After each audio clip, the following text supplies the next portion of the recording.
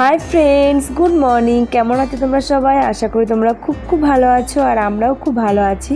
তো এখন বাজে 12টা, আর এখন থেকে আমি একটা নতুন ভিডিও শুরু করলাম। তো ভিডিও শুরুতে আমি এক বন্ধুর নাম বলবো, বন্ধু বা বোন।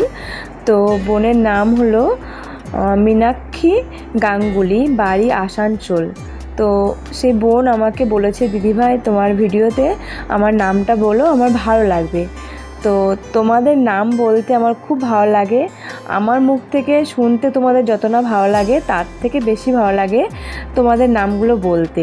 আর এত দূর থেকে আমার ভিডিও দেখো, এগুলো শুনে আমার খুবই ভালো লাগে। তো যাই হোক, সকালবেলা আমরা আজকে নিচে খেয়েছি রুটি আর আলু পেঁপে ভাজা, আর সঙ্গে ছিল আম বাড়ির গাছের আম। তো কালকে বাপের বাড়ি থেকে এসেছি রাত্রেবেলা, আর সকালবেলা উঠেই ঘর পরিষ্কার করতে লেগে গেছি। এই কুর্তিগুলো মামির কাছ থেকে সেলাই করে নিয়ে এসেছি, মানে একটু ঢিলা ছিল, সেগুলো ফিটিংস করে নিয়ে এসেছি। সেগুলো এখন ভাঁজ করে রেখে দেবো, আর ঘরটার পরিষ্কার করবো। আজ অনেকদিন বাড়ি ছিলাম না, সে কারণে আবার ঝুল পড়েছে। প্রথমে আমি ঝুলটুল ঝেড়ে নেব, জামাগুলো ভাঁজ করে জায়গায় রেখে দিয়েছি। আলনাটাও মানে খুব এলোমেলো হয়নি, যেহেতু সুকান্ত আমরা কেউ বাড়ি ছিলাম না, সে কারণে এলোমেলো হয়নি। এই ষষ্ঠীর যে কদিন বাপের বাড়ি ছিলাম, সে কদিনই যেটুকু হয়েছে। দরজাটা খুলতে গিয়ে দেখলাম দরজার উপরে অনেকগুলো মাকড়সার জাল করেছে। সারা ঘর এখন ঝুল ঝাড়বো, শুধু ঘর না, ডাইনিং রুম, রান্নাঘর, সব জায়গায় আমি ঝুলটুল ঝেড়ে পরিষ্কার করে চলে এসেছি। এখন বিছনাটা চেঞ্জ করব। ওই বিছনাটা চেঞ্জ করা হয়নি, মানে দার্জিলিং যখন গেছি তার আগের দিন ওটা পেতেছিলাম, তারপরে তো বাড়ি ছিলাম না, এসে এক রাত ছিলাম, তারপরের দিন চলে গেলাম ষষ্ঠীতে, তারপরে 4-5 দিন না 1 সপ্তাহ মতন কাটিয়ে এই যে এসছি। তো এমনি পরিষ্কার ছিল, কেউ তো ওঠেনি, এমনি ঝাড়টার দিয়ে শুয়েছি। তারপরে এই যে এখন বিছনাটা চেঞ্জ করে নিচ্ছি। ওগুলো আজকে আর কাচবো না, দেখি কাল পরশু কাচবো।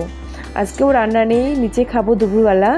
তো এখন আমি এই যে বিছনাটা পরিষ্কার করে, আরও অনেক কাজ আছে, ঘরের অনেক কাজ, মানে বাড়ি যদি 1 সপ্তাহ না থাকি, ঘরের অবস্থা একেবারে যা তা হয়ে যায়। তো এই যে আমি বিছনাটা ভালো করে পরিষ্কার করে নিয়েছি, এখন ঝাড় দিয়ে।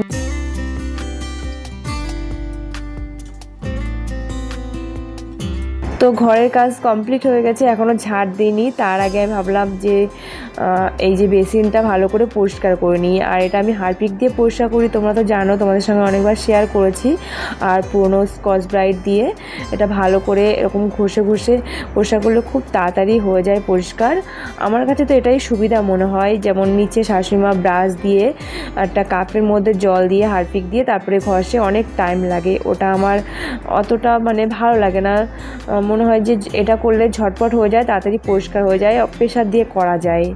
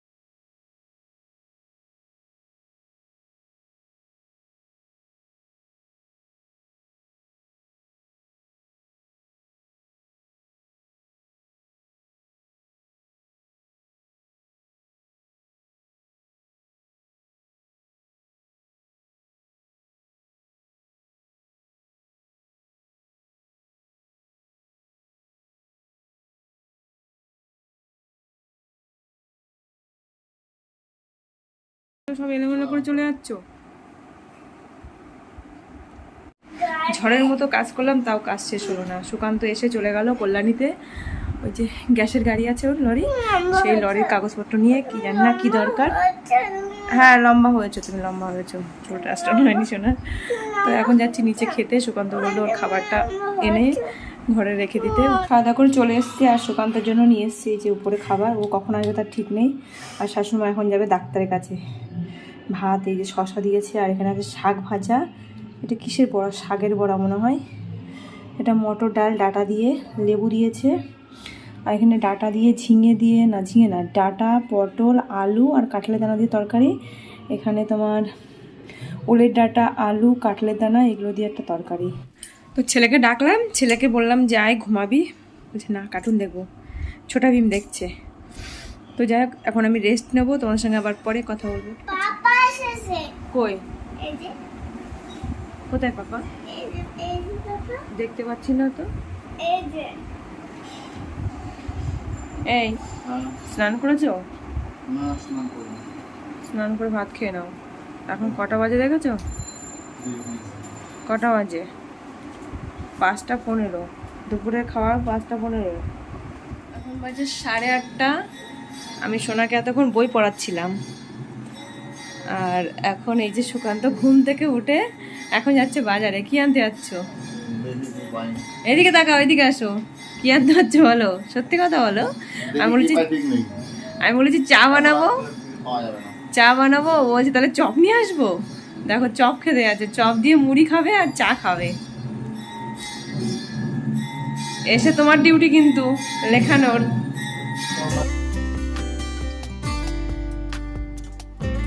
পেয়েছো কিছু? বাবা ইয়ামি ইয়ামি কি এনেছো এগুলো? মোমো টোমো এনেছো নাকি?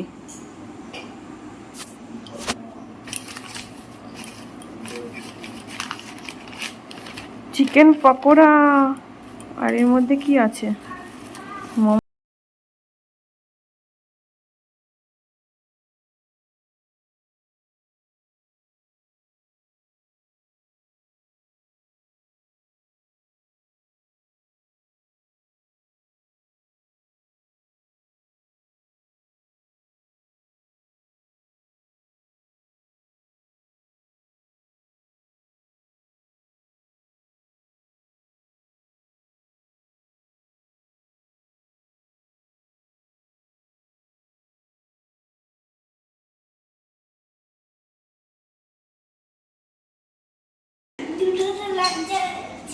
কোথায় যাচ্ছিস?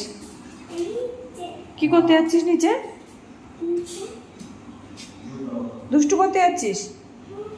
তো এখন বাজে 10:30 আর আমি এখন এসেছি চা বানাতে। সুকান্ত বলছে এখন চা খাবে। সন্ধ্যাবেলা চা খাওয়ার কথা ছিল, সন্ধ্যা বলতে আমাদের চা খাওয়া হয় 8টার দিকে। তো তখন তো পকোড়া তারপরে মোমো এনেছে বলে খাওয়া হয়নি। এখন বলছে চা দাও, কখন থেকে ডাকছে চা দাও চা দাও।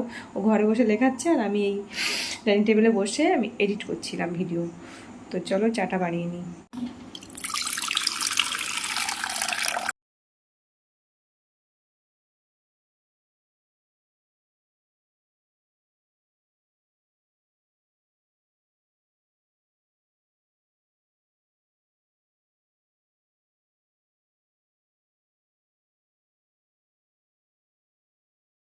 কড়া হয়ে গেছে, মানে বেশি চা পাতা দিয়েছি আর ফুটিয়েছি অনেকক্ষণ, আর মিষ্টি বেশি হয়ে গেছে, তাই না? ঠিক আছে। আমার কাছে মিষ্টি বেশি লাগছে। ছেলেকে নিয়ে আসো নিচ থেকে, ছেলেকে দুধ খাইয়ে ঘুম পাড়িয়ে দিই। তেল মাখবো আজকে, অনেকদিন মাথায় তেল মাখিনি। এই তোমার ডিউটি তুমি করো, মশিটা নাও। ছেলেকে খাই দিয়েছি, মশিটা নাও, আমি বাসন মাজবো। নাম নাম, পাপা ঝাড় দেবে। এটা সুকান্তর ডিউটি, ছেলেকে লেখানো আর মশি টানানো। এই শুধু দুটো মাত্র কাজ দিয়েছি তোমার সারাদিনে, আর সব কাজ আমি করি। তুমি সারাদিন বসে বসে খাও, বুঝছো? হ্যাঁ বসে বসে খাও তো তুমি। আর প্রোগ্রাম করো তো, প্রোগ্রাম মানেই তো মস্তি, তাই না? কোথায় দেখাচ্ছিল? টিভিতে? হ্যাঁ রেডিওতে দেখাচ্ছিল। রেডিওতে দেখায় মানে এসির মধ্যে শুয়ে থাকবা, আর আমি এখন বাসন মাজতে যাচ্ছি গরমে ঘেমে যা তা অবস্থা হবে। টানাচ্ছি তো। ওরে বাবারে।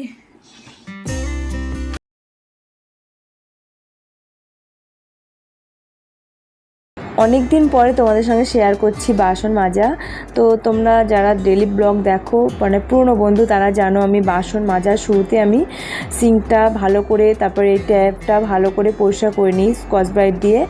আর আমি তো লিকুইড জেল ব্যবহার করি, তো লিকুইড জেল দিয়ে ভালো করে পরিষ্কার করে নিয়ে তারপরে বাসন মাজবো। তো আমি তো বাসন মাজা দিদি রাখিনি, নিজেই বাসন মাজি। আমার ভালো লাগে, অতটা কষ্ট হয় না। আর ওই কড়াইটা মাজতে কষ্ট হতো, এখন কড়াইটা মাজতে অতটা কষ্ট হয় না যেহেতু ননস্টিক কড়াই ব্যবহার করি। এবারে যে কড়াইতে রান্না করি ওটা মাজতে কষ্ট হলেও ঝকঝকে হয়ে পুরো সাদা ধপধপ করে। আর ননস্টিক কড়াইটা না মানে আমি ঠিক বুঝতে পারছি না যে কী দিয়ে পরিষ্কার করলে সুন্দর হবে। তো তোমরা অবশ্যই কমেন্ট করে জানিও যে কী দিয়ে পরিষ্কার করলে।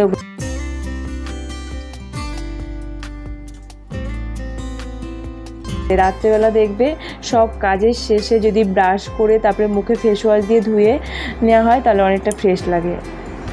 সব কাজ কমপ্লিট, মুখটা ফেস ওয়াশ দিয়ে ধুয়ে নিলাম। এখন আমি মুখে সিরাম লাগাবো আর তেল মেখে তারপরে ঘুমিয়ে পড়বো। ছেলে মনে হয় এতক্ষণে ঘুমিয়ে পড়েছে। গুড ভাইবসের এই সিরামটা, এখানে লেখা আছে ইউজ করতে হবে কীভাবে। এখানে লেখা আছে তোমার 2-3 ড্রপ এই সিরাম নিয়ে তোমার মুখে মাসাজ করতে হবে যতক্ষণ না শুকাবে ততক্ষণ। তো এখানে না এমআরপি লেখা রয়েছে 425 টাকা, কত টাকা নিয়েছে জানি না। আমার স্কিনটা এমন হয়ে গেছে যখন ঘেমে আছে তখন পুরো তেল তেলে থাকছে, আর যখন ফেস ওয়াশ দিয়ে ধুচ্ছি পুরো ড্রাই হয়ে যাচ্ছে, একদম পুরো খসখসে হয়ে যাচ্ছে। তো সে কারণে বোন বললো যে এটা মেখে থাক ভালো হবে। দেখা যাক কী হয়। 2-3 ড্রপ নিতে হবে। এই দেখো ড্রপ আর দিয়ে দিয়েছে। বোন কি ইউজ করেছে?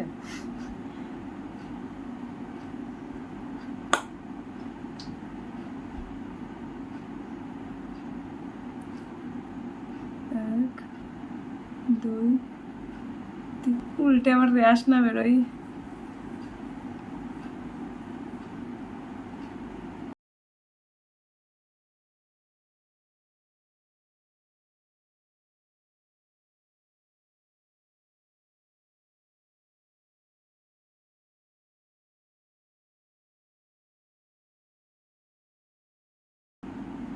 এবার মনে হচ্ছে শুকিয়ে গেছে। তো চলো এবার তেলটা মেখে নিই। দেখো কাণ্ড, মশা কামড়িয়ে রক্ত খেয়ে নিয়েছে তাও টের পাইনি।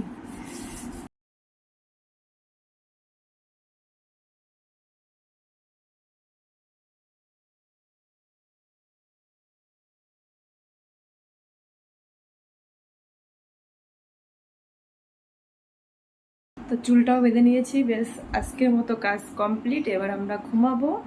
সোনা তো ঘুমিয়ে পড়েছে, সুকান্ত ফোনে কি দেখছে এই না। তো আজকে তো বোনরা ট্রেনে উঠেছে, 10টায় ট্রেন ছিল, ফোন করেছিল, মানে ট্রেনে উঠে ফোন করেছিল। ওদের কি বলতো সিটগুলো না, ওদের সিটগুলো কনফার্ম ছিল না, আর এসি ছিল। তারপরে কনফার্ম হয়ে গেছে, ওরা সিট পেয়ে গেছে, শান্তিতে যেতে পারবে। কারণ কি বলতো 1 রাত ঠিক আছে, 2 রাত থাকতে বলতো, আজকে রাত কালকে রাত, তো অনেকটাই কষ্ট হতো। তো কনফার্ম হয়ে গেছে, এটা শুনে সত্যি খুব ভালো লাগলো। তো বোনটা এখন হয়তো ঘুমাচ্ছে, এখন তো অনেক রাত হয়ে গেছে, এখন 1:40 বাজে। তো আর বেশি কথা বলবো না, কালকে ফিরে আসছি নতুন একটা ব্লগ নিয়ে। তোমরা ভালো থাকো, সুস্থ থাকো, আর নিজেদের খেয়াল রেখো। আজকের মতো tata, bye bye, good night.